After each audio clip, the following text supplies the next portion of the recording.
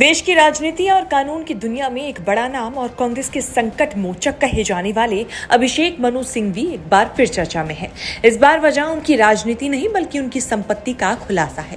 राज्यसभा चुनाव के लिए दाखिल किए गए एफिडेविट में उन्होंने अपनी और अपनी पत्नी की संयुक्त संपत्ति का जो ब्यौरा दिया है उसने लोगों को हैरान कर दिया है। एफिडेविट के मुताबिक अभिषेक मनु सिंघवी ने अपनी और पत्नी की कुल संपत्ति करीब 2,869 करोड़ रुपए घोषित की है। इतनी बड़ी संपत्ति के साथ वो देश के सबसे अमीर नेताओं में गिने जाते हैं। अगर उनकी इनकम पर नजर डालें तो पिछले 5 सालों में उनकी कमाई में काफी तेजी से बढ़ोतरी हुई है।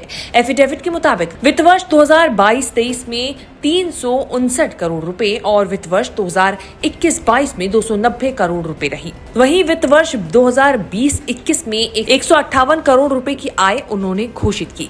इस तरह पिछले 5 सालों में उनकी कुल आय 1,516 करोड़ रुपए से ज्यादा रही। इस हलफनामे की एक खास बात ये भी है कि सिंघवी ने अपने घर और ऑफिस में इस्तेमाल होने वाले सामान की कीमत तक का जिक्र किया है। आमतौर पर चुनावी एफिडेविट में ऐसी चीजें डिटेल के साथ नहीं लिखी जाती। यहाँ तक कि सिंघवी ने अपने मौजूदा कंप्यूटर की कीमत 163 रुपए भी बताई है, जबकि 2024 में बताया कि उसकी कीमत जो थी वो 454 रुपए थी। सिंघवी ने अपने एफिडेविट में ये भी बताया कि उनके पास मौजूद आर्ट वर्क और पेंटिंग्स की कीमत 25 करोड़ रुपए से ज्यादा है।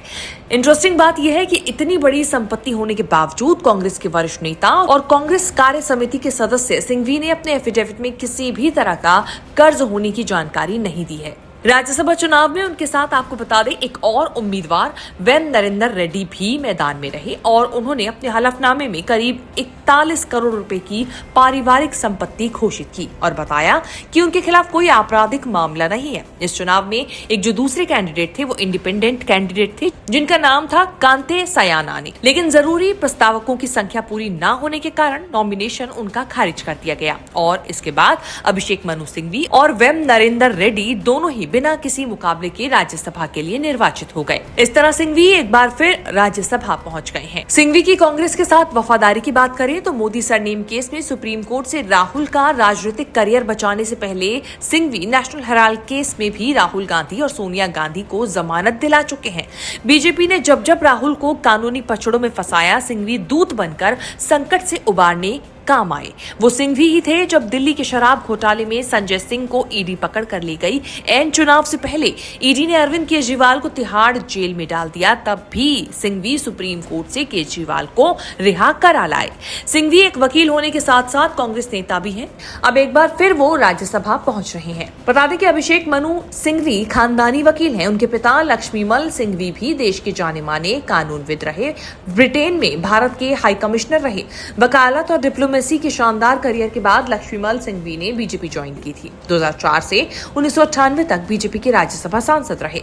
अभिषेक मनु सिंघवी ने भी पिता की तरह लॉ को करियर बनाया, लेकिन राजनीति में आए तो पार्टी चुनी कांग्रेस। उनके पिता बीजेपी के सांसद होते थे। अभिषेक मनु सिंघवी कांग्रेस के प्रवक्ता होते थे। 25 से ज्यादा साल हो गए, लेकिन कांग्रेस और गांधी परिवार के प्रति सिंघवी की निष्ठा कभी डगमगाई नहीं। 2012 में सेक्स टेप कांड में फंसने के बाद सिंघवी की राजनीति और वकालत दोनों फंसी, लेकिन सिंघवी ने कांग्रेस और कोर्ट रूम में जोरदार वापसी करके खुद को साबित किया और अब एक बार फिर राज्यसभा पहुंचे हैं कांग्रेस की आवाज और भी बुलंद तरीके से रखने के लिए। ब्यूरो रिपोर्ट, न्यूज़ तक।